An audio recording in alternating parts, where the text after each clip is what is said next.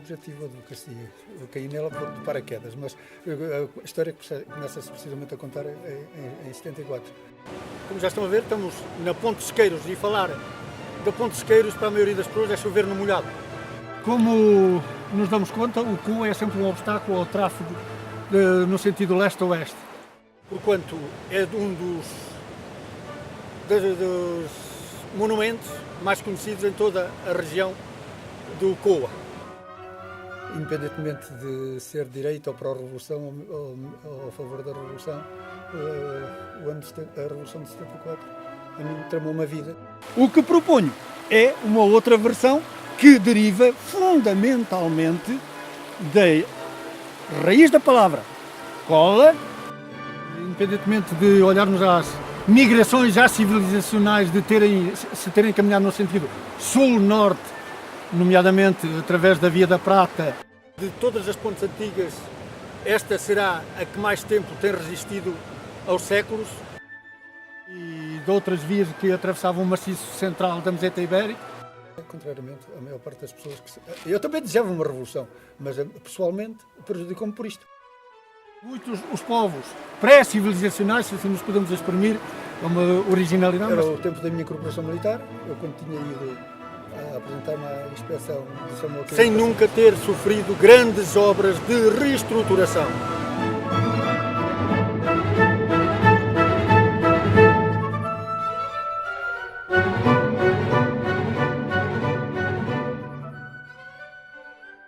Era o tempo da minha incorporação militar, eu quando tinha ido a apresentar-me à inspeção, disseram-me que eu ia para serviços auxiliares e comecei a formular planos de fazer a minha licenciatura enquanto estivesse no exercício da profissão militar, independentemente de estar aqui ou ser mobilizado para o ultramar. No serviço auxiliar sempre seria mais fácil tudo isso.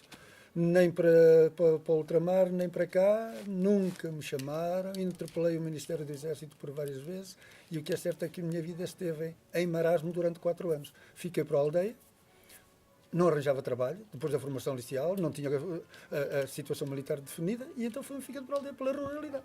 Fiz curso de Construção Civil, tirei alguns cursos intermédios, fiz eletricidade, fiz histórias, fiz acessórios, fui ganhando alguns tostões.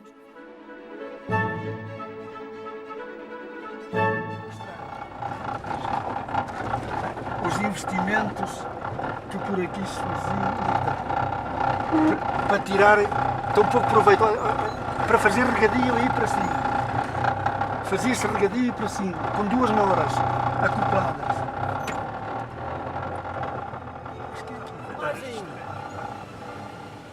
Os olhais dos arcos mantiveram sempre o olho, aquilo que chamam luz dos arcos, mantiveram sempre a meio da arcada os sinais da cofragem, sinal de alguma imperfeição de quem quis acabar a ponte e nunca se preocupou em tapar aqueles espaços de pouco perfeccionismo.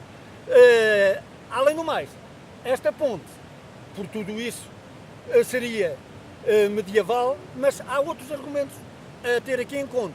É que a ponte em si obedece a um conjunto de estruturas, nomeadamente onde foi colhida a pedra. A pedra foi colhida aqui a cerca de 100 metros, a jusante, como se nota lá nas pedreiras, quem queira correr por lá, subir barrocos, descer barrocos, chega-se a perceber isso, que ainda lá há lajes de várias toneladas ainda, das lajes sobrantes da feitura da pedra. A conduta da pedra era trazida por pequenas gruas fixadas em olhais abertos na rocha. Muita gente fala em que normalmente junto aos cursos do rio aparece a rocha escavada de forma disforme. Estes encavamentos aqui, no seu conjunto, fazem um olho alternativo de uma margem para a outra. Outro a uma certa distância que permitia que o curso de uma grua tipo como é que chamam as cegonhas que se utilizavam para a rega, aqui terão sido utilizadas por vários operários no sentido de ir buscar a pedra lá abaixo, ao leito do rio e fazê-la avançar mais uns metros para depois ficar no espaço de domínio da outra grua que está do outro lado e alternando, se encaminhava para o lado de lá, naquele lajedo, em termos onde se teria feito a parte do acabamento do corte e da feitura das aduelas e dos cilhares de que esta ponte é predominantemente feita. Este tipo de estrutura exige já uma visão de conjunto bastante nítida, com princípios ordenadores cuja execução obedece a uma determinada finalidade.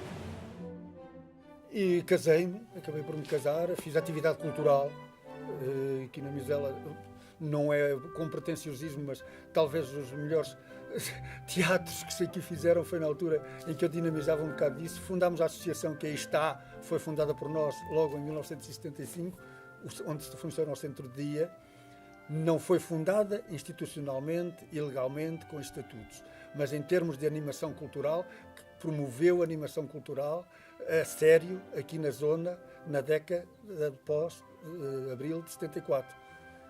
Desde teatros, animação socio-recreativa, desporto, tudo se fez um pouco, porque também se agregaram aqui, nessa altura, um grupo de jovens, moços e moças, que chegaram a ser 60 e tal, o que era significativo e permitia estas dinâmicas. Só que eu fiquei sempre com o meu bichinho do curso superior. Não é que tivesse nenhuma apetência por algum especial, mas depois, com o tempo, casei, tive filhos e já depois de ter os filhos foi até que me deu na maluquice de frequentar um curso superior. Digo que me senti um bocado inferiorizado com os primeiros impactos, chegar à Academia de Coimbra, um campónio, digo com toda a sinceridade, um campónio, quando os candidatos, a maior parte dos candidatos, porque já teve sempre pelo ad hoc, quando a maior parte dos candidatos eram presidente das câmaras, eram chefes de secretarias de câmaras, do governo civis, das finanças, como é que se chamavam os diretores de finanças? Exatamente, conselheiros, tudo a fazer o ad hoc. Eu sei que éramos na altura 300 e tal candidatos. E eu digo, epá, tantas vezes que eu, das viagens daqui para Coimbra, mas que ando eu aqui a fazer, foi de parvo. Só que, curiosamente, fui avançar e entrei. E entrei num conjunto de 300, ficámos 11. 11. Ao fim do primeiro ano, acho que estávamos lá 2 ou 3. E eu avancei. E nesse aspecto, se alguma coisa me posso gabar, com o auxílio da minha mulher, e de que maneira, sacrificando a minha mulher, o curso é dos dois, ao fim e ao cabo. Mas, como voluntário, fiz o curso de Direito em Coimbra em 5 anos. Os 5 anos letivos normais foi aquilo que eu fiz. E foi em Coimbra, com professores de alto nível e de alta exigência em termos académicos.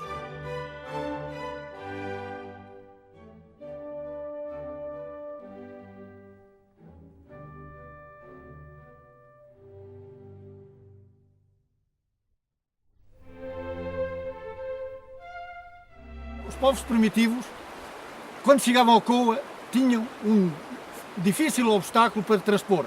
Há outros rios até chegar cá, passando pelo Tormes, na Veiga de Salamanca, tem planura total. O Águeda, neste sentido leste-oeste, na cidade de Rodrigo, tem planura total, é fácil de atravessar, é previsível o comportamento da água. O Coa não tem nenhuma margem larga em todo o seu percurso, tirando alguma atenuação, desde o sítio em que nos encontramos, perto da povoação de Porto de Velha, desde a nascente até aqui, melhor dizendo. Mas, de qualquer forma, todo ele é perigoso, é difícil. O próprio Wellington o reconheceu nos seus diários de guerra, no tempo das invasões francesas, quando, de facto, já tinham outros meios, até de locomoção, mais avançados. Portanto, os homens primitivos chegavam ao rio, o que fazer? Procuravam o sítio ideal. Esse sítio ideal, normalmente, era numa margem alargada, onde a água fosse pouco profunda e onde não houvesse o risco de se afogarem, com certeza. E o piso, o chão, fosse sólido. Estamos num dos sítios do rio Coa, provavelmente o mais emblemático de todo o seu percurso. Estou em cima de uma calçada, no meio do rio, com cerca de 7 metros de largura. Numa extensão de largura de rio que tem aproximadamente 70 metros. Isto é uma estrutura, seguramente, de uma via importante. Falávamos há bocado no percurso de Salamanca, cidade de Rodrigo, até aqui. Por este lado não há montanhas. Os povos primitivos procuravam o caminho mais fácil, pela planura, pela meseta ibérica, chegavam aqui com alguma facilidade. Depois daqui para a frente, tinham que procurar sempre também as margens largas para que os caminhos tivessem continuidade. Estivemos há bocado lá acima, no santuário rupestre da Miosela, estamos agora aqui e estamos ligados exatamente pela mesma via. Para além de, depois de haver outras circunstâncias geográficas a nível mundial, nomeadamente Mísia, tudo tem a mesma etimologia. E o que quer dizer? É algo que está entre. Aqui estamos numa pequena Mesopotâmia, num pequeno músculo entre dois rios, que sobressai aqui e fica aqui confinado. Agora, o Sela. Há quem diga que é um diminutivo puro e simples, mas o Mios dificilmente encaixa com o Sela, com o C de cão ou com o Z que depois veio a dar. Na minha opinião, o nome Miosela deriva deste sítio. É o templo que está entre os rios. Isto, estamos a falar em proto-história, em pré-história, que depois, eventualmente, se acabou por fixar noutra altura. Na romanização, dado que os termos que estamos a falar são efetivamente latinos. Para além de termos aqui este conjunto de zoomorfismo, de simbologias, de rituais que eu reputo aos lusitanos, vimos outro dia, lá abaixo, o outro santuário. Isto pode passar por um plural. Miocela. Miocelum celi é céu. Cela é santuário, é o lugar mais sagrado do santuário, o núcleo do santuário. Nós temos que ver que as povoações dos lusitanos viviam aqui dispersas, em pequenos núcleos recoletores, que tinham como alimentação a pesca dos rios, a caça que estava circundada pelos rios, que não fugia para longe e era mais fácil de captar. E depois eram ligados à pastorícia com pequenos microclimas aqui por estes vales. Estamos aqui num interflúvio, nesta elevação. Este santuário, este sítio, deu nome a esta pequena península, Miocela. A agregar a isto, há um facto histórico. É que em 1322, quando se fez a primeira inventário de todas as povoações do país, não aparece o nome Miosela. Em todo o Conselho de Castelo Mende aparecem os nomes das terras todas já atualizados, 1322, estamos a falar nessa data, Miosela não aparece o nome Miosela. Por que será? Aparece, por simplesmente, Santa Maria Madalena de Nocine, que é o rio dali, enquanto o Coa é o rio dali. Nocine porque está mais perto do rio dali. Porquê que aparecerá Santa Maria Madalena de Nocine com a omissão do nome? Estamos no tempo da consolidação do cristianismo. Tudo o que se reportasse a cultos antigos pré-cristãos eram banidos, eram baníveis, deviam ser expurgados dos nomes. E até omite-se o nome. Miocela, de certeza, porque é o santuário que estava cá antes, que é preciso esquecer e dar nome a outro santo, a outra divindade, a outra referência espiritual, que é Santa Maria Madalena. O próprio nome Santa Maria Madalena pode ter que ver ainda com a tradição de cultos pecaminosos, à vista da nova doutrina da Igreja da Consolidação pós-Reconquista, que Santa Maria Madalena, na tradição cristã, é precisamente a pecadora que se arrependeu e que passou a enverdar pela nova religião. Miosela, o santuário no meio dos rios. Do rio Coa. O Coa ultimamente tem sido bastante divulgado devido a diversos assuntos, nomeadamente a arqueologia, seja ela de uma forma ou de outra da interpretação da arqueologia. Como o lugar referido que é, por vezes, é referido de forma com algum ânimo leve, Coa, e imediatamente dentro do contexto geral se fala em Cuda. Há que nos questionarmos se o topónimo Cuda se adequa a este rio em concreto. Cuda, se formos à etimologia da palavra, é o coisa dura, eventualmente um capacete. A palavra escudo, na minha opinião, deriva de Cuda. Nós temos outras toponímias aqui, tanto em Portugal, não tanto, mas nomeadamente na nossa vizinha Espanha, cuja origem linguística é a mesma, nomeadamente Codosserra, ali perto de Porto Alegre, na Serra de São Mamede. Na zona de Saragossa, há uma localidade também na serra, nas montanhas, que se chama Codos. Agora perguntamos, coisa dura, Codosserra, montanha, mais, na anatomia, na Espanha, o codo é o cotovelo. Perguntamos o que é que isto tem a ver com o cu. Será que tem? Na minha opinião, o Cuda deriva de um erro interpretativo ou de um alargamento de uma interpretação do texto ou melhor, da epígrafe que está na Ponte de Alcântara, em que o Frei Bernardo de Brito generalizou a interpretação de que Transcodano se referia ao rio Coa. Mais ou menos contemporaneamente, Duarte Nunes de Leão diz a mesma coisa, não sei quem é que falou primeiro, mas desde então para cá, quando se começou a generalizar a literatura renascentista, em que tudo aquilo que era clássico era interessante, e então, quanto mais clássica fosse a fonte, mais credível se tornaria. Para além de acrescentar que o Frei Bernardo Brito era desta zona e queria que, com certeza, de Almeida, queria que o Coa, que também corre na sua terra, também estivesse, de alguma forma, direta ou indiretamente, figurado na Ponte de Alcântara. Mas então, qual é a origem que Cuda. propõe? O que proponho é uma outra versão que deriva fundamentalmente da raiz da palavra cola, que, não sendo tão recente a sua utilização genérica, é de utilização genérica, digo assim, porque pelo menos em 3 furais medievais, nomeadamente Fural de Urros, outorgado por Dom Afonso Henriques em 1182, que apesar de estar na margem norte do Douro, também se estendia à margem sul, nomeadamente à Foz do Colam. Depois temos o Fural de Pinhel, outorgado por Dom Sancho I, outro rei, outros escrivões, outros, se calhar outras interpretações, mas copiam, em que o Conselho de Pinhel incipit no sítio, passa a expressão, agora digo eu, não tenho aqui o texto direto, ubi intrat in massuem in cola.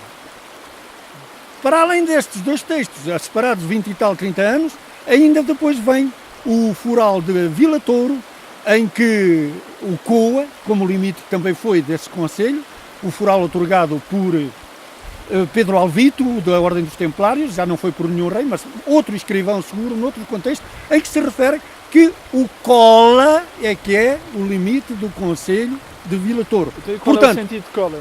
Cola é aquele sentido anatómico que se generaliza e que nós não damos conta muitas vezes que utilizamos a cada passo. Cola é garganta, é pescoço, é sítio apertado. Veja a anatomia humana, o cólon, o colo, do regaço, e que se generalizou em Portugal noutros sítios, nomeadamente colares, na zona de Lisboa. O que é colares se uma povoação apertada, na falda da Serra de Sintra? Colos, também no Alentejo, Senhora da Cola, que é um santuário não alto, mas em que o ambiente depois é todo enfregado.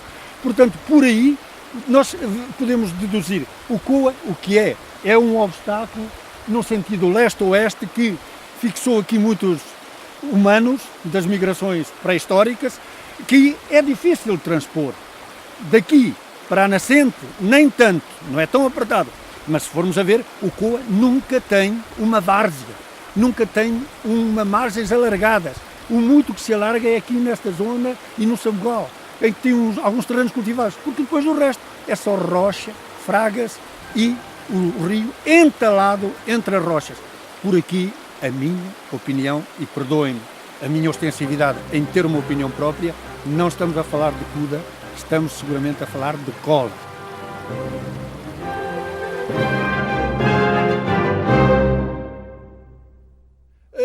Eu nunca pensei em ser advogado, nem longe disso. Era só a realização pessoal de ter uma formação superior. Depois, com o tempo, a direito, uma tentativa para ainda fui a alguns concursos, e agora vou ser sincero, vi muita podridão logo nisso.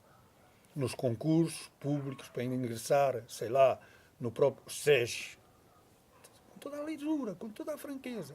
Nem serviços de informação do Estado, candidatei-me ainda, eu vim completamente desiludido, porque me apercebi de que só se entrava. Enquanto na Academia de Coimbra se entrava por valor próprio, nestes organismos era só podridão.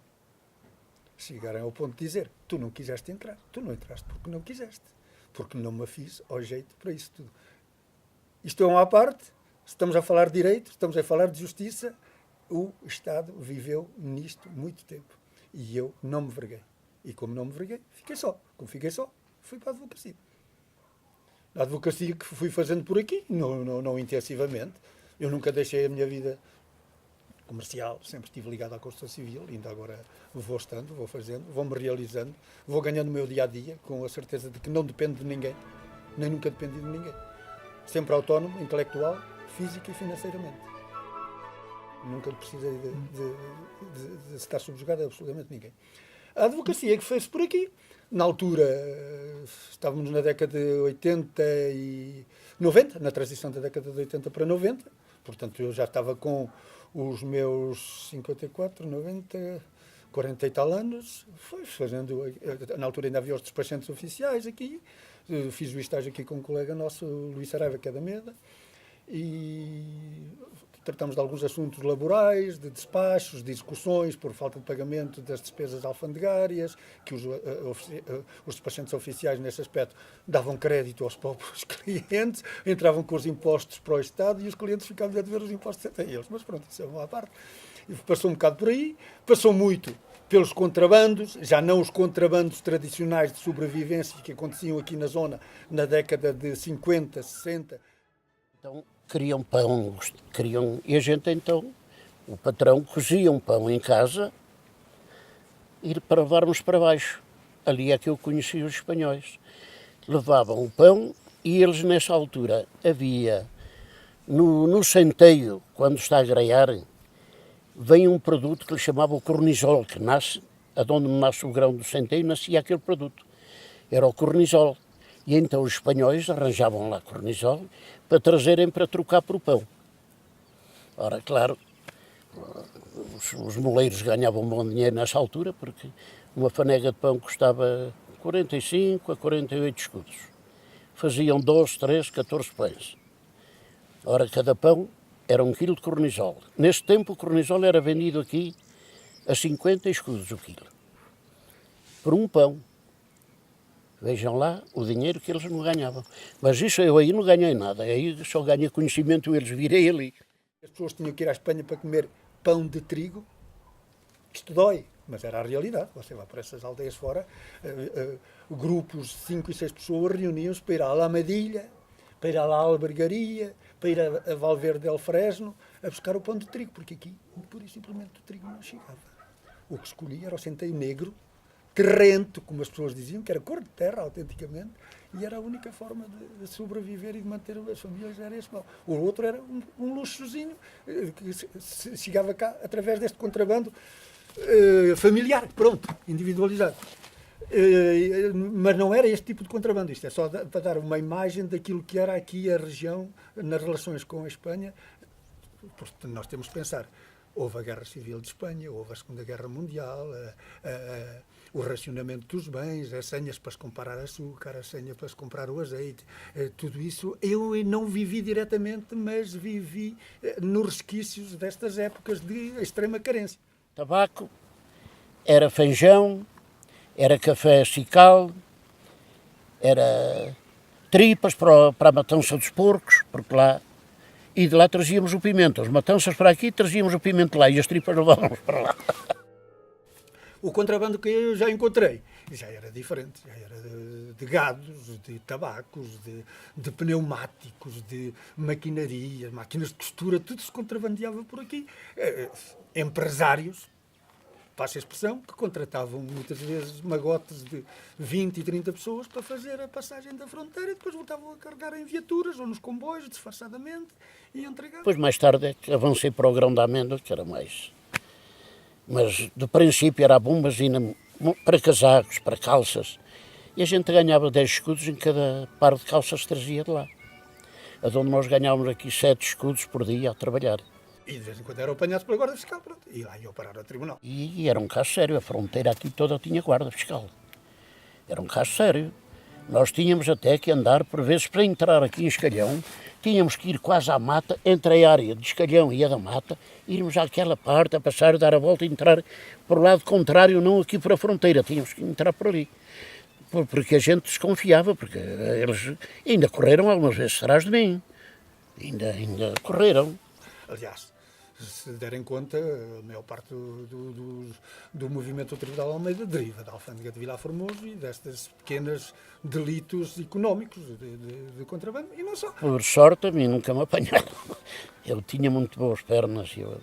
E depois vieram os imigrantes ilegais, com documentações falsas de quadrilhas que se dedicavam à falsificação de documentos, tanto no estrangeiro como cá, que iam parar a tribunal. Pequenas coisas, tudo pequenas coisas. Aquela advocacia tradicional, já na década de 80 pouco acontecia. A tradicional era dos marcos, dos terrenos, era das servidões de passagem, era das servidões de água, falando assim grosso modo, já não se via muito e agora está completamente extinto. Aquilo que deu movimento na década de 40, 50 a muitos escritórios de advocacia aqui na zona, a partir da década de 70, 80 começou a desaparecer porque os proventos económicos, o valor económico dos terrenos, dos campos, destas servidões, destas coisitas, foi desaparecendo. Desapareceu o relevo económico, desapareceram os interesses, desapareceram os litígios. E é normal que assim seja. Eu nunca perdi um dia de trabalho para ir para a Espanha. Eu andava aqui a trabalhar agora. Aqui a 5 ou 6 quilómetros para aí, para o meio. Cheguei a vir daí diretamente para ali. Nem a casa ia comer. Vinha logo diretamente para aqui. Porque se ia à casa, essa noite tinha que ir lá. Se ia à casa, fazia-se muito tarde. E então partia logo do trabalho, vinha aqui, passava para lá, e lá ia, quando era ao escurecer estava ali na Freixeneda. Todos os elementos probatórios que eu tenho, e isso aprendi na advocacia, com certeza que se chega a alguma conclusão credível. Porque nós, para além de sermos pessoas de experiências diretas, também somos racionais. E a repetição de factos, a repetição de fenómenos, a repetição de indícios históricos, permitem-nos muitas vezes formular uma opinião enraizada e devidamente fundamentada.